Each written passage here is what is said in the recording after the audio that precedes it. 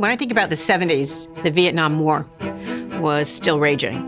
Every night you would hear how we were faring in that war. Title IX for women, and 18-year-olds got the vote. People would have the opportunity to engage in education in the way I think it was always intended. When the Turners founded Walden in the 70s, the best word to describe what the Walden mission was radical. If you were over the age of 40, you were perceived to be too old to go for a doctorate.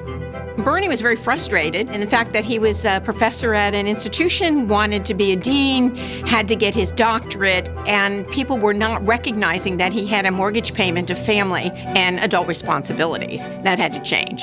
As the Turners were experiencing firsthand in a practical way how this traditional higher ed wasn't working for doctoral students, Bud Hodgkinson wrote about it, researched it at the University of Chicago and at Berkeley, and talked about how education needed to be changed and to put the student at the center.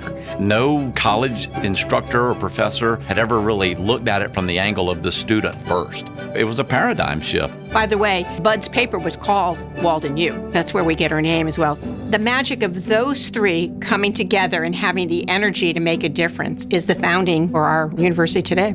Can you imagine being one of those first students who sat down in 1971 at the first residency in Naples, Florida? You are at an institution that has no past, no reputation, and you're spending money to sit in that classroom. 70 of those students sat in that first residency, and 70 of those students graduated, 46 of them with PhDs and 24 of them with EDDs. I mean, it's just amazing.